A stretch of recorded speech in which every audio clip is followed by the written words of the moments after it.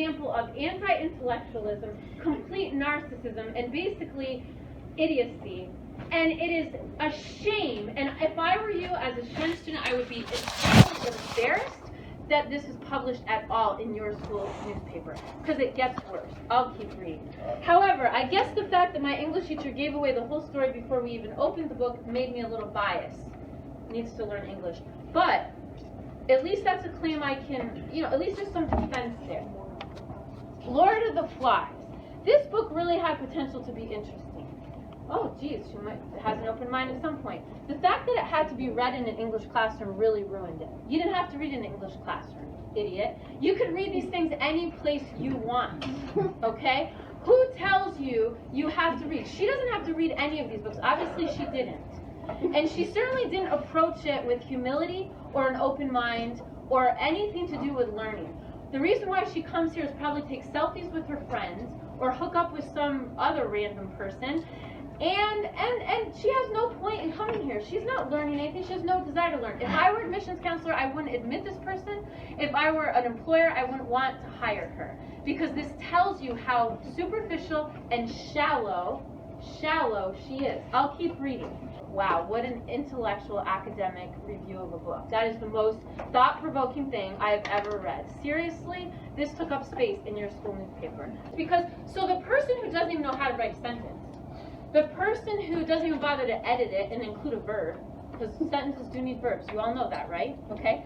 Has the audacity to criticize timeless authors who have written phenomenal books that if she only approached life with a little bit of humility and a little bit of desire to learn something, she might have gotten something out of it. But no, this is a person who approaches life completely the opposite.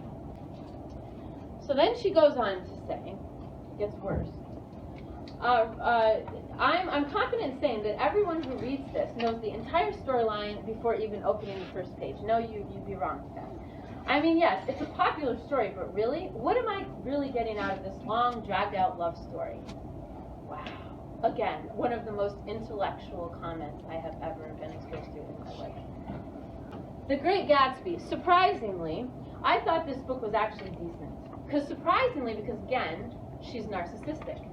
So obviously, this is what I'm telling you. As an adult, this is what I'm thinking about this person. She's narcissistic, so of course, why would she expect that anyone else other than her would have a thought worth anything? Would have any different idea of value? No, she's surprised that anyone would have anything of value to tell her, to teach her, right? Because she goes about the world, I know everything, I'm entitled to everything. I'm a victim, though. I'm a victim.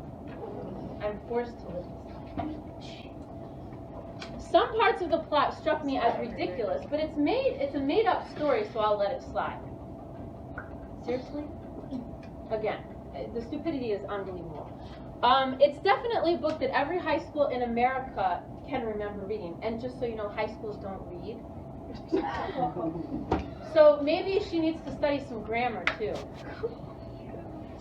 Macbeth! You publish this kind of shit? This is what you deserve, and I would tell others to your face. Macbeth. Oh, there are editors. Unfortunately, something went wrong there.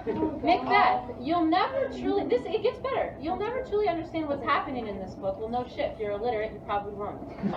The way in which Shakespeare writes is just incomprehensible. Because, hold on, because the narcissist believes that if she doesn't understand something, it's incomprehensible. Because she doesn't understand it. There we go. Okay. And this is where my conservatism comes out. Just because you think you know something gives you no right to speak for everyone else.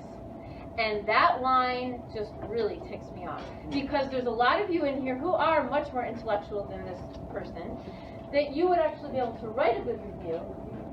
You can write an argument, something intellectual, insightful, but this is pathetic, it's embarrassing, it should not have been published in a school newspaper, and frankly, I think it sends all the wrong messages.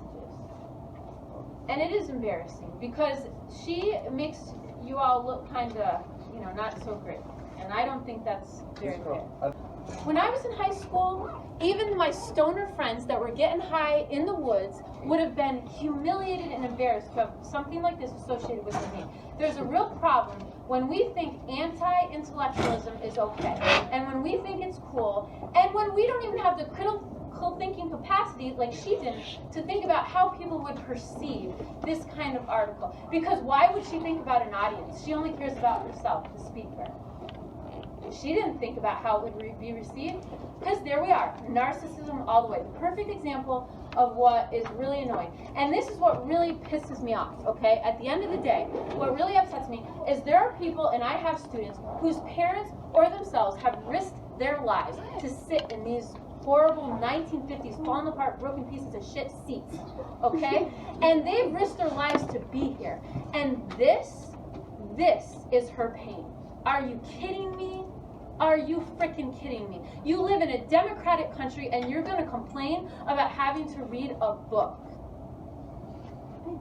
I'm sorry, but there's a little bit of, and you know what? If this person were 13, I would forgive. I'd be more forgiving. But this person is a senior, and we are giving this person a diploma. And there's what's wrong with education right there. I would if I would reconsider, because there's a serious problem when that's the kind of person we're sending out into the world. Okay, I'm done. Go ahead.